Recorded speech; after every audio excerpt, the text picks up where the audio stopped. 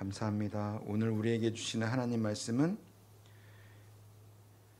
시편 44편 1절에서 16절까지의 말씀입니다. 제가 한 절, 여러분들이 한 절 교독하겠습니다. 하나님이여, 주께서 우리 조상들의 날 곧 옛날에 행하신 일을 그들이 우리에게 일러주매 우리가 우리 귀로 들었나이다.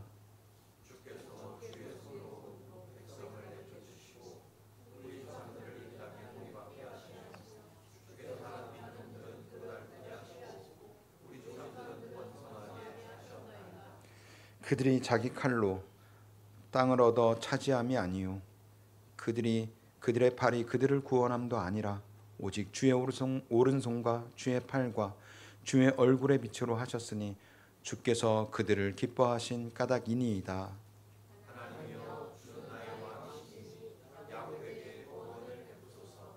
우리가 주를 의지하여 우리 대적을 누르고 우리를 치러 일어나는 자를 주의 이름으로 밟으리이다.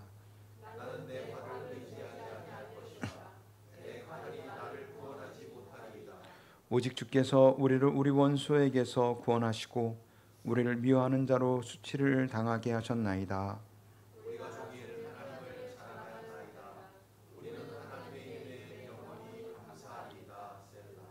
그러나 이제는 주께서 우리를 버려 욕을 당하게 하시고 우리 군대와 함께 나아가지 아니하시나이다.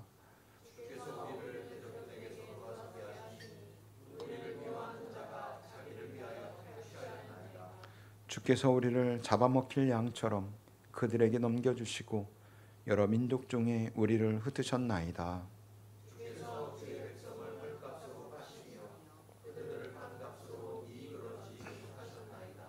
주께서 우리로 하여금 이웃에게 욕을 당하게 하시니 그들이 우리를 둘러싸고 조소하고 조롱하나이다.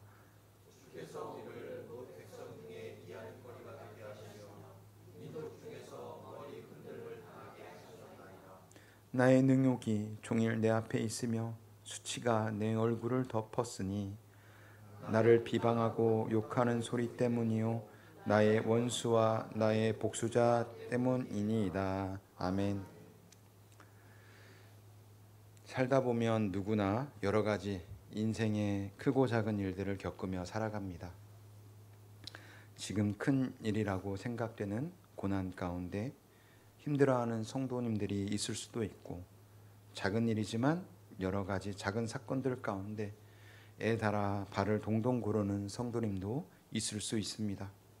반대로 어떤 성도님들은 평안한 인생길로 인해서 감사하며 살아가는 성도님도 있고, 하나님의 한없는 도우심과 은혜 가운데 감사와 기쁨이 넘치는 삶을 살아가는 성도님도 있을 것입니다. 이 상황은 언제나 바뀔 수 있는 상황이고 오늘의 아픔이 내일의 아픔이 되는 것은 아닙니다. 또한 오늘의 기쁨도 내일의 기쁨이 되는 것이 아니죠. 우리는 언제 어떤 일이 일어날지 모르는 삶을 살아가고 있습니다. 오늘은 시편 44편을 통해서 고난과 절망 속에서도 하나님을 찾는 신앙은 어떤 신앙인지, 또 그 고난과 고통을 주시는 하나님을 바라보며 우리가 현재의 삶에 닥쳐지는 많은 사건들을 어떻게 바라볼 것인지 주님 안에서 서로 은혜 받는 시간이 되길 소망합니다. 오랜만에 영국에서 민수가 왔는데요. 환영합니다. 우리 민수 오랜만에 왔는데 우리 박수로 격려하겠습니다. 감사합니다. 매주마다 계속해서 기도하고 있는데 좋은 소식 들려주기를 바랍니다. 저는 축구를 좋아합니다. 여기 대본에 있어요. 민수가 와서 그런 게 아니라 제가 한 달에 한두 번 정도 나가는 축구팀이 있습니다. 이름이 동네 FC예요. 동네. 말 그대로 동네 사람들이 모여서 운동하기 위해서 있는 축구팀입니다. 축구팀이라고 하기에는 사실 민망한 수준이고 그냥 동네 아저씨들이 모여서 공 가지고 뛰어다니는 수준의 그런 모임입니다. 저희 팀에는 나이가 20대부터 70대까지 골고루 있습니다. 물론 30대에서 50대 나이가 가장 많지만 그래도 20대도 많고 70대 할아버지도 있습니다.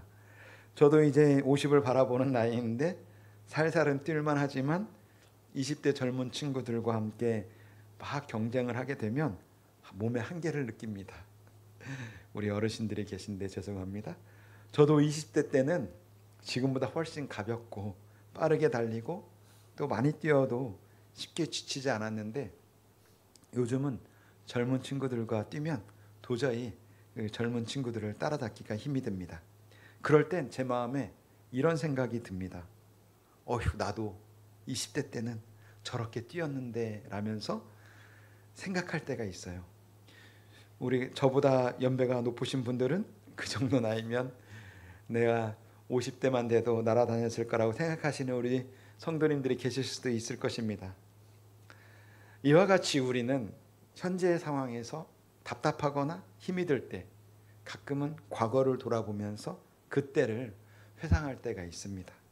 오늘 시편 44편도 고라자손이 계속해서 고라자손의 시거든요. 고라자손이 부른 찬양시입니다. 이 찬양시가 불려진 때는 이스라엘 백성들이 바벨론에게 점령당하고 많은 사람들이 바벨론의 포로로 끌려갔을 때 불리워졌던 찬양시입니다. 포로로 끌려간 상황에서 과거 하나님께서 어떻게 자신들을 인도하셨는지 회상하면서 자신들의 고통을 하나님께 호소하는 찬양시입니다. 오늘 본문 1절 말씀을 함께 읽겠습니다. 1절 말씀 시작. 하나님이여 주께서 우리 조상들의 날 곧 옛날에 행하신 일을 그들이 우리에게 일러주매 우리가 우리 귀로 들었나이다. 아멘. 고통 가운데 하나님께 부르짖습니다. 옛날에 하나님께서 우리 조상들에게 하셨던 그 기이한 행적들을 우리 귀로 들었나이다. 이것은 무엇을 의미합니까? 지금 이 찬양을 부르는 사람들에게는 하나님의 행하심이 조상들의 때 그랬던 것처럼 다시 필요하다는 것 아니겠습니까? 2절과 3절 말씀을 연결해서 읽겠습니다. 시작. 주께서 주의 손으로 무 백성을 내쫓으시고 우리 조상들을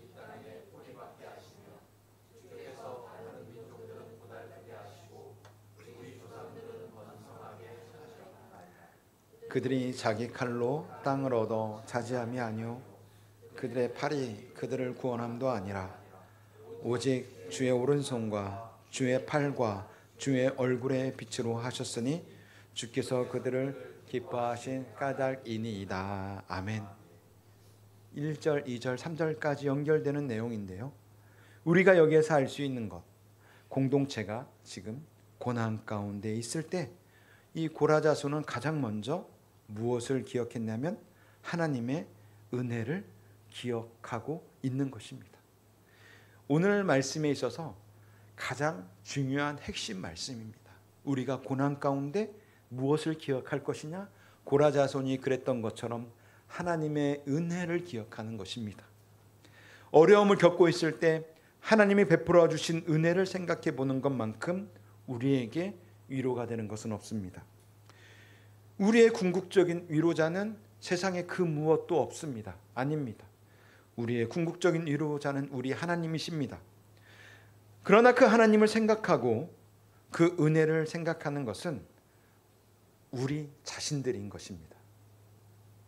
제가 시편 강해를 시작하게 된 것도 하나님의 은혜죠. 제가 꼭 필요한 말씀을 하나님은 이 강해 말씀들을 통해서 계속해서 한 장 한 장 읽어가는 이 강해 말씀들을 통해서 저에게 먼저 말씀해 주십니다. 이 또한 얼마나 큰 하나님의 은혜인지 모르겠습니다. 우리 성도님들도 담임 목사님의 계속되는 로마서 강해 말씀, 그리고 사도행전 강해 말씀들을 통해서, 그리고 부족한 저를 통해서 이 강해 말씀들을 통해서 하나님께서 우리에게 주시는 하나님의 음성을 듣길 원합니다. 그리고 그 말씀을 듣고 순종하길 소망합니다.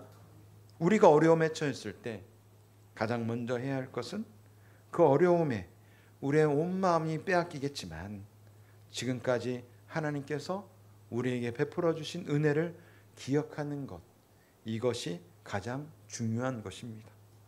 구약시대 이스라엘 백성들에게는 입에서 입으로 내려오는 그런 구전 정통이 있었어요.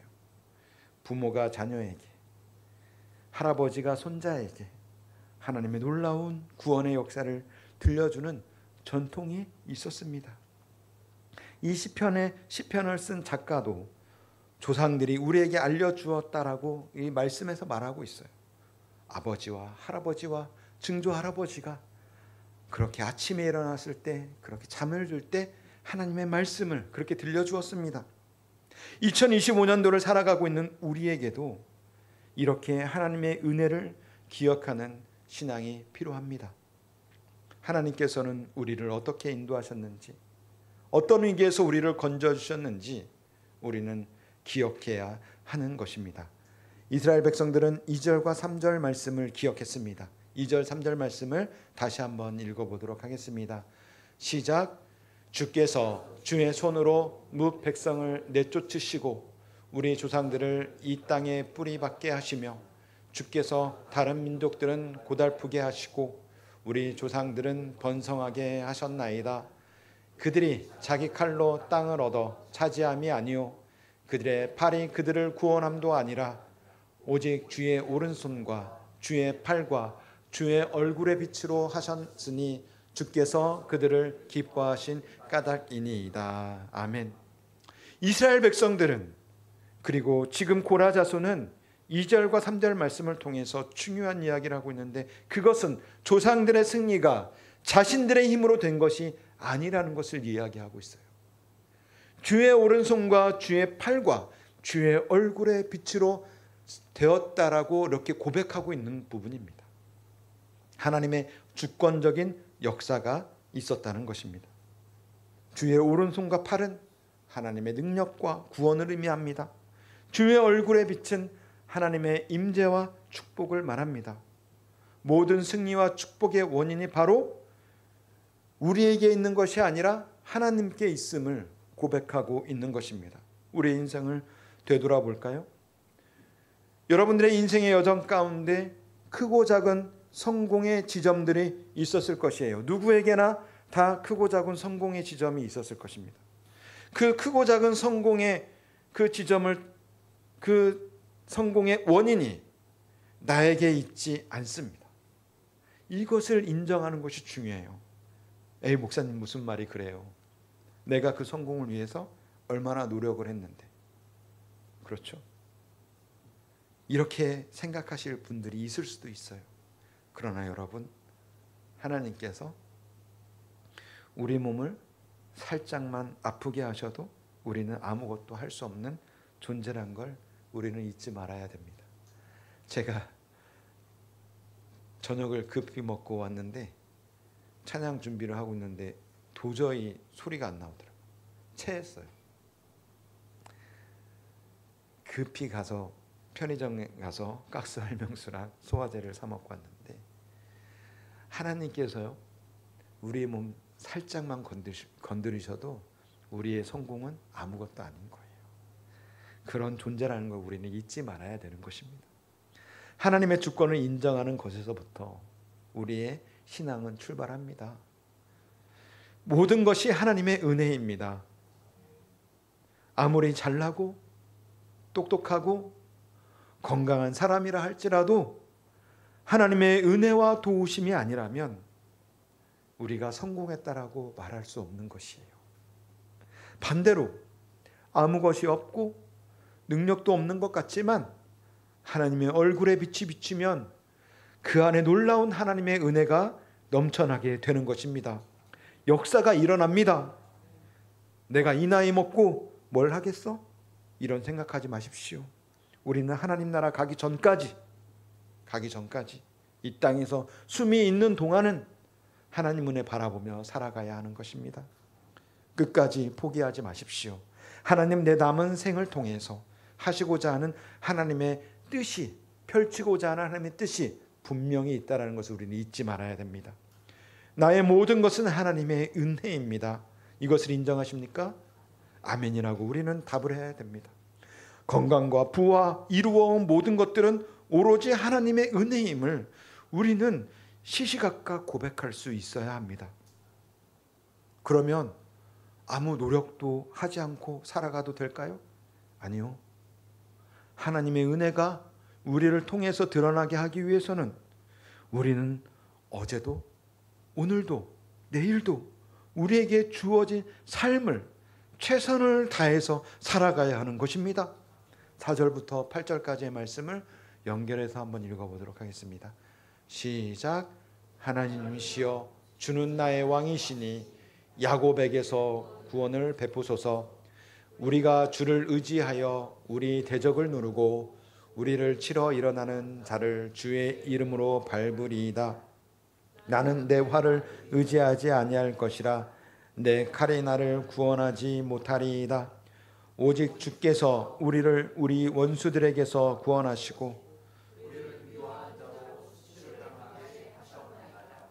우리가 종일 하나님을 자랑하였나이다. 우리는 하나님의 이름을 영원히 감사하리이다. 셀라. 아멘. 과거의 은혜를 기억하는 시편 기자가 현재에 대한 확신을 고백하고 있습니다. 하나님이여 주는 나의 왕이시니이다. 우리가 주를 의지합니다. 갑자기 야곱에게 구원을 베푸소서 하는 것은 야곱의 한 사람에게 구원을 베풀라는 것이 아니라 이스라엘을 가리키는 말입니다. 이스라엘을 구원해 달라라고, 우리를 구원해 달라라고 그렇게 이야기를 하고 있습니다. 그러면서 그들이 이야기하고 있는 것은 내 활과 내 칼을 의지하고 그것이 나를 구원할 것이 아니라고 그렇게 하나님 앞에 고백하고 있습니다. 우리의 상황으로 이 말씀을 바꾸어 보겠습니다. 우리에게는 활과 칼 대신에 무엇이 있습니까? 건강, 재산, 학벌, 인맥, 우리가 내세울 만한, 세상에 살아가면서 내세울 만한 것들은 이런 것들이 있습니다. 이런 것들이 나쁘다고 하는 것은 아니지만 이런 요소들이 우리의 근본적인 의지처가 되어서는 안 된다는 것입니다. 내가 돈만 있으면 하나님을 잘 섬길 텐데, 내가 건강만 있으면 하나님을 더 잘 예배할 텐데, 내가 학벌이 좀 더 좋으면 하나님을 더 잘 섬길 텐데, 나에게 내 집이 있으면 하나님을 더 잘 섬길 텐데. 여러분, 이런 생각들은 나의 불순종과 믿음 없음을 나의 조건과 상황에 맞추어서 핑계대는 것일 뿐입니다. 우리는 온몸이 마비된 중증 소아 마비 환자라 할지라도, 오늘 내 목숨이 끊어질지 모르는 상황에 있을지라 할지라도 하나님을 섬길 수 있습니다. 하나님은 우리의 생명이 있는 한 이 땅에서 하나님을 섬기며 하나님을 섬길 수 있는 길을 우리에게 열어주십니다. 그런데 9절부터는 갑자기 상황이 바뀝니다. 이 앞에서는 이런 승리와 감사의 이야기를 했지만 9절부터는 고난에 직면한 시편 기자의 상황이 등장을 합니다. 9절 10절 말씀을 함께 읽겠습니다. 시작. 그러나 이제는 욕을 당하게 하시고 우리 군대와 함께 나아가지 아니하시나이다. 주께서 우리를 대적들에게서 돌아서게 하시니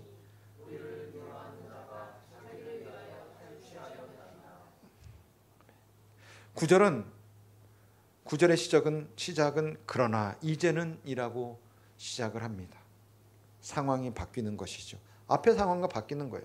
이랬지만 그러나 이제는 우리의 상황이 이렇습니다. 이제부터는 징계로 인한 당면의 고난의 상황을 이야기하고 있습니다. 시편 기자는 이 상황을 하나님께서 자신들을 버렸다라고 그렇게 표현합니다. 9절 상반절에 이렇게 표현하고 있는 것입니다. 그러나 이제는 주께서 우리를 버려. 주께서 우리를 버려.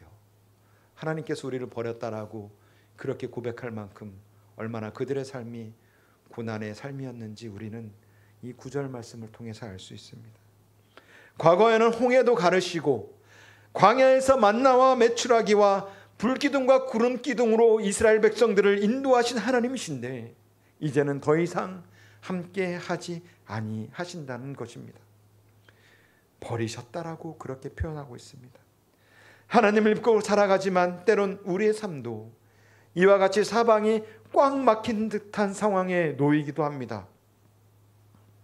예전에는 기도하면 하나님의 응답이 있었는데, 그러나 지금은 아무리 기도해도 하나님은 침묵하시는 것만 같을 때, 예전에는 하나님이 베풀어 주신 복들이 넘쳐났는데 지금은 그 베풀어 주신 복이 오히려 나에게 고통으로 남았을 때, 하나님은 저 우주 끝에 거하시며 멀리에서만 우리를 보시는 것만 같을 때가 있습니다. 11절의 표현처럼 우리를 잡아먹힐 양처럼 핍박자의 손에 넘겨졌고, 하나님의 백성들은 여러 이방인들 가운데로 흩어졌습니다. 12절에서는 이렇게 표현하고 있습니다. 주께서 주의 백성을 헐값으로 파시며 그들을 판값으로 이익을 얻지 못하셨나이다. 심지어 하나님의 백성들을 팔았다라고 표현하고 있습니다. 살아가다 보면 때론 하나님께서 우리에게 침묵하실 때가 있습니다. 아무런 응답도 느껴지지 않고 상황은 더 어렵게 흘러가기만 할 때가 있어요. 이때 시편 기자는 하나님 앞에 자신의 그 고난당하는 상황을 있는 그대로 표현하고 있습니다. 13절과 14절 말씀입니다. 같이 읽겠습니다. 시작. 주께서 우리로 하여금 이웃에게 욕을 당하게 하시니 그들이 우리를 둘러싸고 조소하고 조롱하나이다. 주께서 우리를 뭇 백성 중에 이야기거리가 되게 하시며 민족 중에서 머리 흔듦을 당하게 하셨나이다. 시편 기자는 현재 자신의 상황을 정확하게 인식하고 이런 상황이라고 자신의 고난과 고통을 하나님께 그대로 아뢰고 있습니다. 혹시 우리 중에서 하나님께 기도할 때 힘든 상황을 고하면서 기도하면 안 된다고 생각하시는 성도님이 계십니까? 어떤 분들은 아무리 어렵고 힘든 상황이 있더라도 하나님 앞에서 어려운 상황을 이야기하면 안 된다고 생각하는 그런 신앙인들이 있을 수 있는데, 여러분들 그건 잘못된 생각입니다. 있는 그대로 우리의 상황을 하나님 앞에 이야기하는 것이 필요합니다. 우리가 하나님 앞에 있는 그대로 진실하게 기도하며 나아갈 때 하나님은 우리의 간구를 들으시는 것입니다. 하나님은 전지전능하셔서 우리의 모든 아픔과 괴로움을 다 하시지만, 우리가 하나님께 우리의 아픔을 내어놓을 때, 우리의 입술로 하나님 앞에 고백할 때 하나님은 우리의 간구에 귀를 기울이십니다. 아무리 힘들고 어려운 상황에서도 감사라고 하는 것은 이것과는 다른 부분입니다. 기쁠 때도 감사, 슬플 때도 감사, 고난 중에도 감사. 언제나 늘 어떤 상황에서 감사가 전혀 없는 상황에서도, 감사가 있을 수 없는 상황에서도 우리는 사실은 감사할 줄 알아야 합니다. 그러나 우리가 고난 중에 있을 때에는 우리가 하나님 앞에 있는 고난을 그대로 올려드리면서 하나님 도와달라고 우리가 그렇게 하나님 앞에 간구하며 기도하며 나아갈 수 있습니다. 이 감사의 부분과 우리의 어려운 상황을 하나님께 이야기하지 않음과는 다른 부분이니까 여러분들 헷갈리지 않았으면 좋겠습니다. 우리는 여기에서 생각해 볼 것이 있습니다. 부모가 자식을 훈계하고 징계할 때 그 마음이 편한 부모가 있을까요? 하나님이 자신의 백성들을 고난 가운데 두셨을 때 하나님은 자신의 백성들이 당하는 고난을 보며 내 말을 안 듣더니 꼴 좋다라고 그렇게 생각하시겠습니까? 아니면 내 백성이 이렇게 고통 가운데 있구나 하며 탄식하며 애통해 하실까요? 하나님은 자신의 백성들의 고통의 소리를 들으며 탄식하며 애통해 하십니다. 우리가 하나님 앞에 나와 예배하며 기도할 때 하나님은 우리의 입을 통해 그 상황을 듣고 싶어 하십니다. 말하지 않으면 모릅니다. 하나님은 전지전능하셔서 다 아실 거야. 네, 다 알고 계시죠. 그러나 우리 입술을 통한 고백을 우리 하나님은 기다리고 계시는 것입니다. 하나님 시편 50편 15절에 이렇게 말씀하셨습니다. 시편 50편 15절 말씀입니다. 같이 읽겠습니다. 시작. 환난 날에 나를 부르라. 내가 너를 건지리니 내가 나를 영화롭게 하리로다. 아멘. 빌립보서 4장 6절에는 이렇게 말씀하셨습니다. 아무것도 염려하지 말고 다만 모든 일에 기도와 간구로 너희 구할 것을 감사함으로 하나님께 아뢰라. 하나님은 다 아셔요. 하지만 우리 입술을 통해서 하나님께 간구하는 것을 원하시는 하나님이십니다. 사랑하는 사람이 생기면 고백해야 그 사랑을 알 수 있습니다. 말하지 않아도 알아요. 아십니까? 오리온 초코파이 옛날에 CF송이 그랬어요. 이건 초코파이 광고에서나 알 수 있는 것이에요. 사랑하는 사람이 생기면 말해야 할 수 있어요. 부모님께도 마찬가지입니다. 우리 부모님은 내가 사랑하는 거 다 아셔? 아니요. 말하고 표현해야 하는 것입니다. 여러분, 감사와 사랑은 표현해야 하는 것이에요. 하나님께도 마찬가지예요. 하나님께도 우리가 표현해야 하나님이 아시는 것입니다. 나를 괴롭게 하는 한 사람, 나를 옥죄이는 경제의 문제들, 나의 마음을 힘들게 하는 우리 주변의 상황들, 우리는 이것을 하나님 앞에 숨길 필요가 없어요. 그 누구보다 이것을 잘 아시는 하나님이십니다. 그러나 하나님은 우리의 입술로 이러한 상황들을 하나님께 아뢰기를 원하시고 기다리시는 것이 우리 하나님이십니다. 호세아 11장 8절에서 9절 말씀입니다. 같이 읽겠습니다. 시작. 에브라임이여 내가 어찌 너를 놓겠느냐. 이스라엘이여 내가 어찌 너를 버리겠느냐. 내가 어찌 너를 아드마같이 놓겠느냐. 어찌 너를 스보임같이 두겠느냐. 내 마음이 내 속에서 돌이키어 나의 긍휼이 온전히 불붙듯 하도다. 9절 말씀. 내가 나의 맹렬한 진노를 나타내지 아니하며 내가 다시는 에브라임을 멸하지 아니하리니 이는 내가 하나님이요 내 가운데 있는 거룩한 이니 진노함으로 내게 임하지 아니하리라. 아멘. 제가 부모가 되어 보니까요, 자식을 훈계하면요 제가 더 아프죠. 하나님은 우리의 아버지이십니다. 우리를 훈계하실 때, 자신의 백성을 징계하실 때 징계받는 백성보다, 훈계받는 우리보다 더 아파하시는 분이 바로 우리 하나님이십니다. 하나님은 이스라엘을 징계하셨지만 그들을 버리지는 않으셨습니다. 하나님이 우리를 징계해서 풀어주실 그날이 언제인지 우리는 알 수 없어요.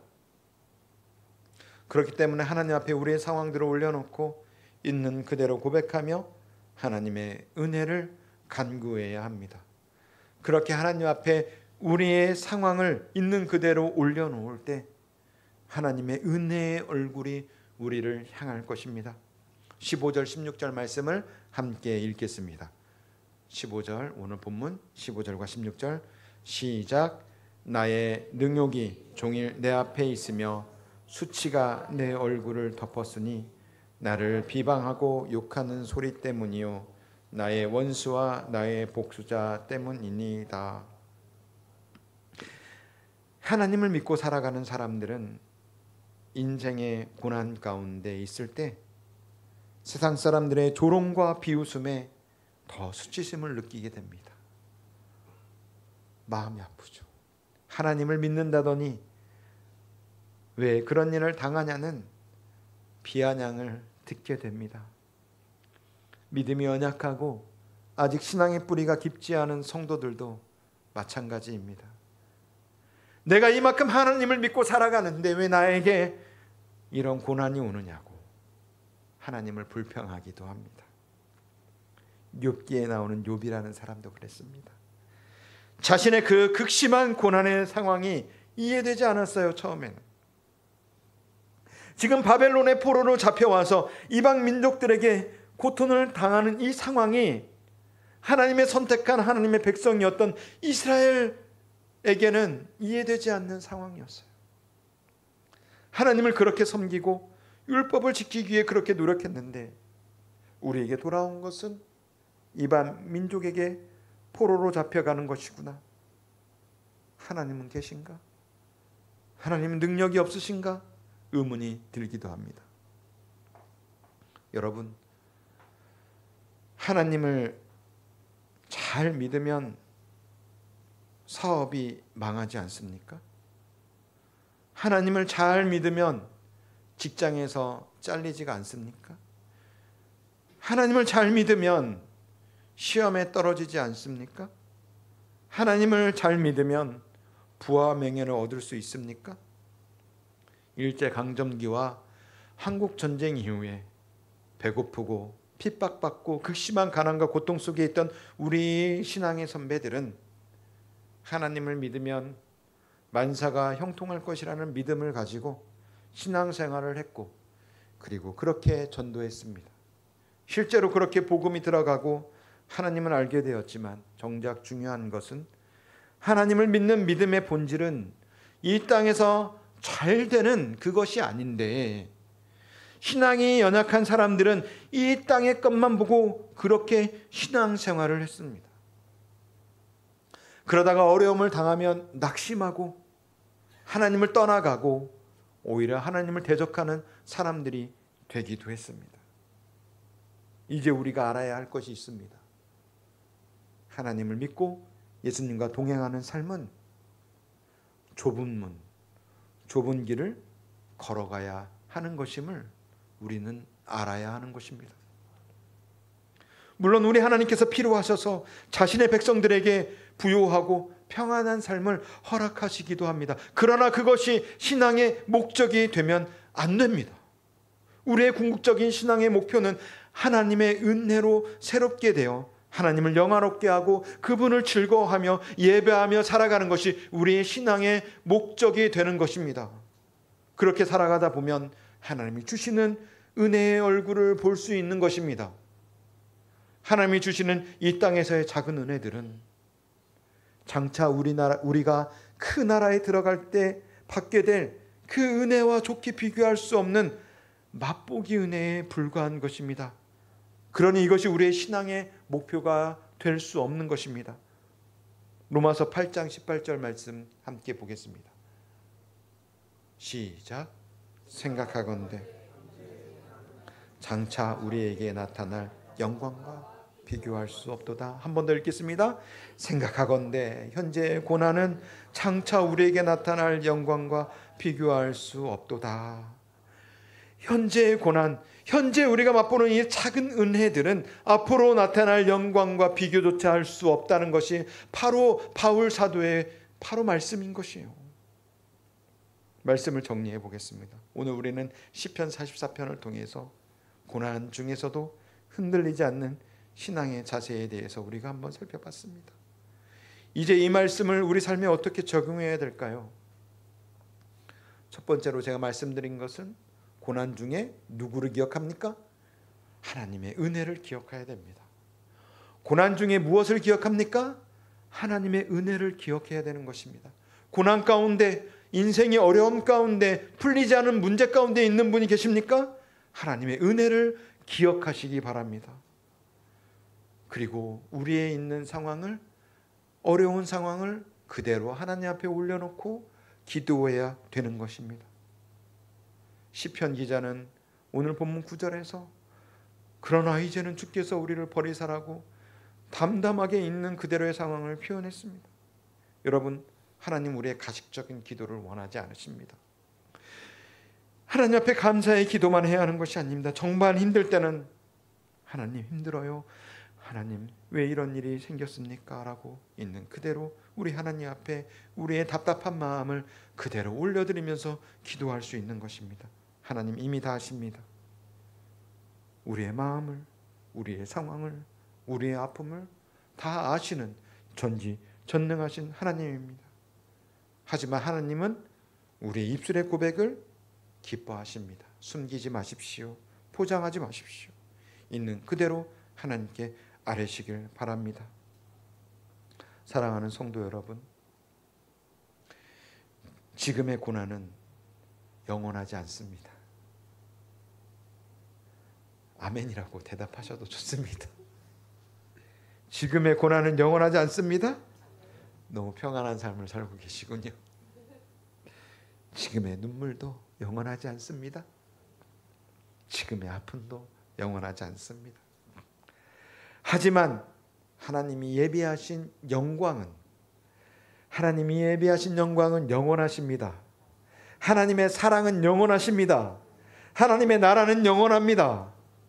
아멘. 지금은 비록 캄캄한 터널을 지나고 있을지라도 반드시 빛이 보일 것입니다. 지금은 비록 하나님의 침묵이 우리를 답답하게 할지라도 반드시 응답의 때가 올 것입니다. 우리는 그것을 소망하며 오늘도 우리 하나님 앞에 기도하며 메어 달리며 나아갑니다. 같이 기도하겠습니다. 하나님 아버지, 감사합니다. 시편 44편 말씀을 통하여 고난 가운데 우리가 기억해야 할 것은 하나님의 은혜인 것을 우리가 말씀을 통하여 알았습니다. 너무나 답답하고 너무나 힘들고 너무나 어려운 상황에서 주님, 길이 보이지 않습니다. 주님, 나의 마음이 너무 힘듭니다. 그렇게 힘이 들 때 과거에 그렇게 하나님께서 우리에게 주셨던 그 은혜들을 하나씩 생각하면서 지금 나에게 준 그 은혜들을 하나씩 헤아리면서 우리 하나님께 감사와 기쁨으로 나아갈 수 있는 우리 성도들 되게 하여 주시옵소서. 오늘 이 밤에도 우리가 주님 앞에 간구하는 모든 기도들 가운데 주여 귀를 기울이시고 응답하여 주시옵소서. 감사드립니다. 예수님의 이름으로 기도하였습니다. 아멘.